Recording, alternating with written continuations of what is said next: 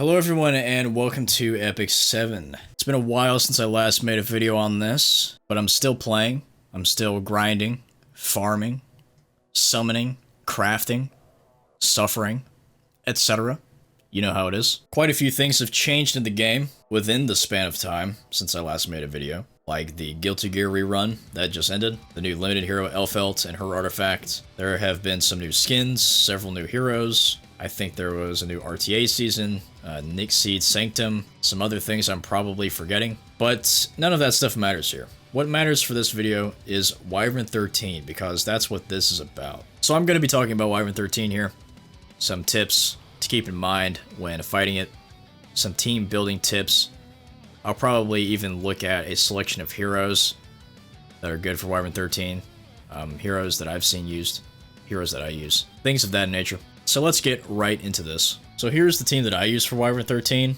It consists of Angelic Montmorency in the front, Terranor Guard, Seaside Blona, and Maid Chloe.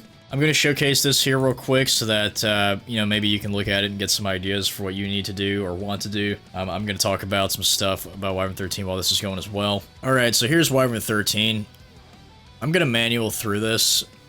I can auto this, that's not a problem, but just for the sake of the video, I'll manual through this so I can talk about some stuff. To start off here, Wyvern 13 is not much different from Wyvern 11.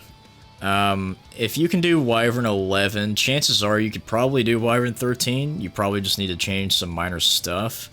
If you can't do Wyvern 11 yet, but you know how to do it, well, the same ideas apply here. There's just one minor difference. And that is this ability here in Super Acceleration. So if you look at the bottom, it says when the caster is inflicted with less than 2 debuffs while below max health, attacks a random enemy with Fire Breath. Now that differs quite a bit from Wyvern 11, where Wyvern 11 will always attack the unit in front, in this case being Montmorency. Wyvern 13 is not locked to attacking the unit in front. It can attack any of these units, which is bad because you don't want your DPS units in the back to die. That definitely causes a run to fail. So in the first turn here for my team, I want to make sure I get the 2 debuffs out. So in this case I have Seaside Blona with a chance to target. It's a pretty high chance, 75%. So let's see if she does it. No, of course not. So now here's my second chance. I've got Terranor Guard. He can decrease defense, 75% chance. And I have him on Junkyard Dog, the artifact from the Guilty Gear event that gives you a chance to burn, and I think that's 50%. So Terranor Guard does have a chance to inflict 2 debuffs here in one turn, so let's do this. He gets the burn. Now this is where Magic Nail comes in clutch. I have Chloe. Chloe is extremely good for Wyvern 13 because of Magic Nail. Magic Nail, if you look there, cannot be resisted. You cannot resist this debuff, and it lasts for 3 turns. And this ability has a 3-turn cooldown, so it's basically perfect. So here's Magic Nail that comes in clutch, and then boom, I've got the 2 debuffs. And from here, I'm pretty much set. I'm good to go. This has now become somewhat of a stable run. Montmorency can still die, but chances are I'll succeed the run once the 2 debuffs land. So I'll just let this play out on auto, because I'm good to go. See, now I don't have to worry about, my Terranor Guard dying or, my Seaside Blona dying. And that's pretty much it. That's really all there is to Wyvern 13. There's not much else to say. There's not much else to say on how to do it. Now, what units you use to do it, there's a bit more to say there. Because there is a variety of units that you can use to get the 2 debuffs or more. It's always good to have more debuffs just in case. For me, I'm primarily using Seaside Blona and Terranor Guard. Now, because this fight relies on debuffs, you'll never have a 100% consistent run. Because all enemies in this game have an innate 15% effect resistance that cannot be overcome, so they have a chance to resist literally anything. So there's a chance that your debuffs just won't land, and at that point, you're probably going to fail the run. But that's kind of few and far between when that happens.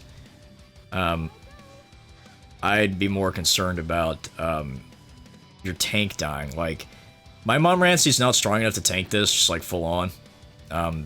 She dies pretty often. Sometimes she dies and I still do enough damage to complete the run. Sometimes she dies and I fail the run. It sort of just depends on a number of different factors. Here you can see I've got like 7 debuffs on the boss at once because the burn from Junkyard Dog can, you know, proc, you know, however many number of times. And Seaside Bellona's got a ton of buffs, so...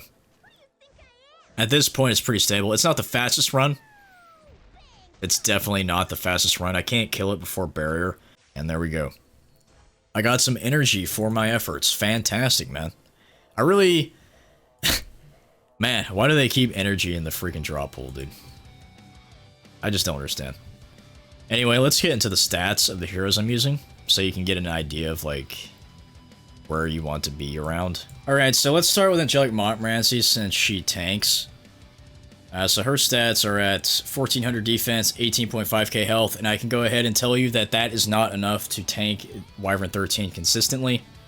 My Montmorency does die. That is even with Rod of Amaryllis to give a significant boost to her healing. It's still not enough.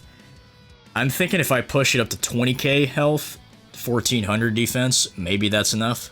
184 speed allows her to keep up even with the CR pushbacks from the Wyvern. She doesn't really get lapped. And then 135 effect resist gives her a chance to resist the CR pushback from the Wyvern, which is really good.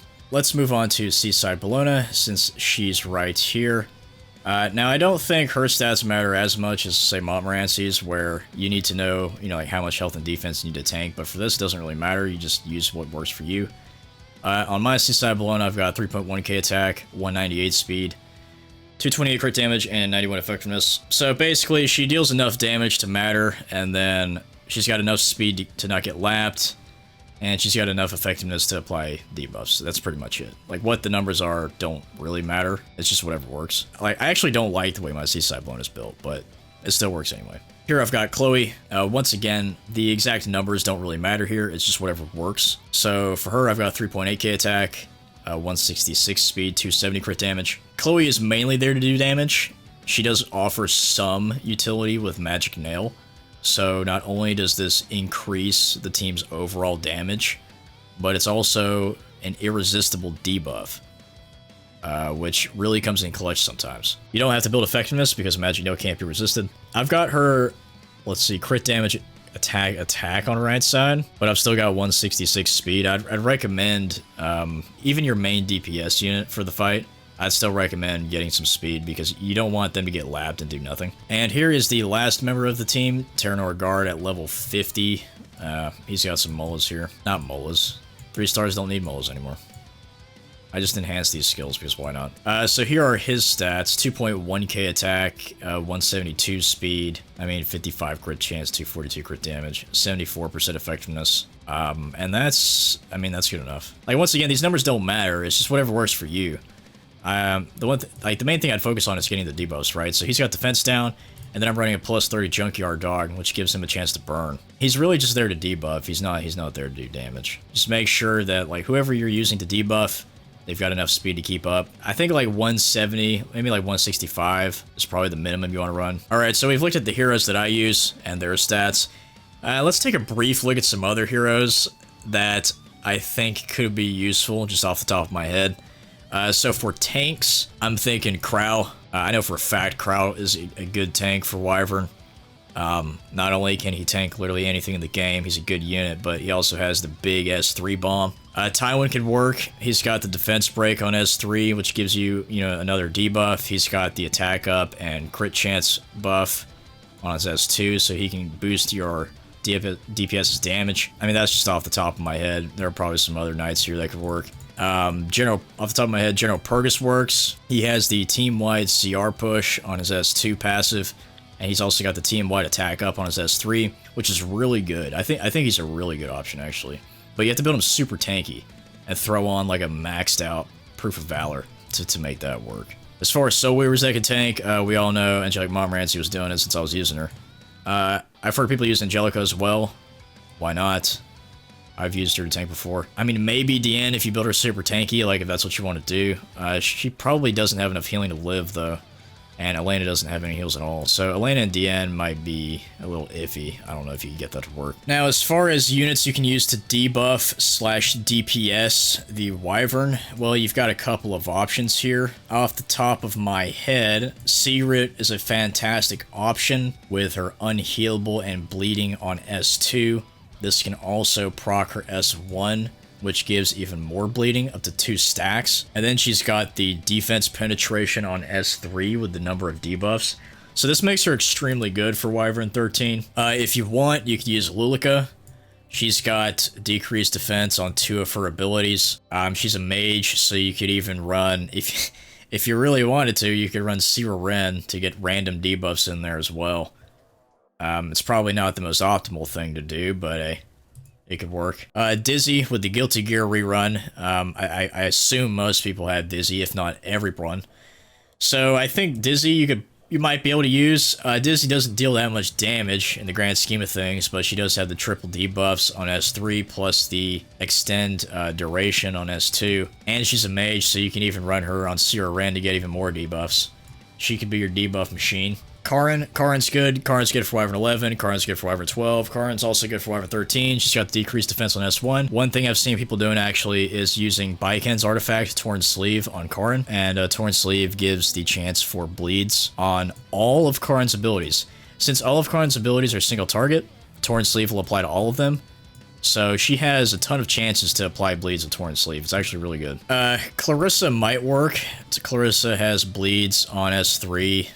Decreased defense, and then decreased defense on S1. So she could work. They're low chances though, like 50%.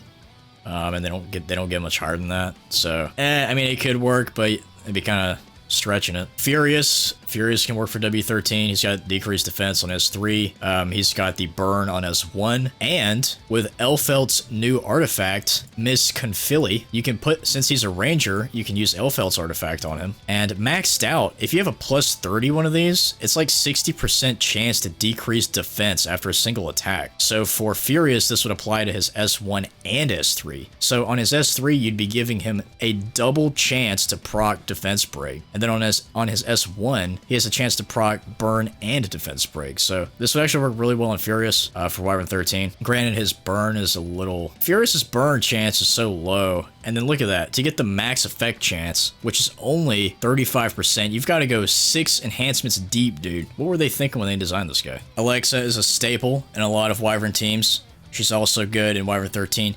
Does a ton of damage. She even has debuffs with the 2 poisons on S2. I don't know if people actually use that though. I mean, like normally with Wyvern 11, you turn off her skills and only have her S1. I don't know if people enable her skills for Wyvern 13. I'm not really sure. I mean, her S3 scales with the number of debuffs inflicted on the enemy. So hey, Alexa works. Legend says that there are people out there that even use Init for Wyvern 13, which, I mean, he's got bleed on S1 and decreased defense unable to be buffed on S2. I mean, it could work, dude. It could freaking work. Also, he can hold Junkyard Dog since he's a warrior. So yeah. Unbelievably, Init is an option for Wyvern 13. I think even Misty Chain could work. She's got the debuffs on S2, and then she's a mage, so she can run Sira Ren to let you get, you know, some RNG debuffs in there. Although that's probably not the best thing. I think that's pretty much it. Yeah, I think that's pretty much it. I think those are the heroes that come to mind for Wyvern 13. You really want to make sure you get those debuffs in there. So you want to pick heroes that have debuffs, and they need to be able to apply them regularly. So I think I named some good options there. All right, so that's pretty much it for the video. Wyvern 13 is pretty simple. You just need debuffs and a tank and some DPS and you're good to go. So with that being said, I'm gonna go farm some Wyvern 13 myself. I recommend that you do as well to get the currencies to reforge all your gear to item level 90. So yeah, so long until next time.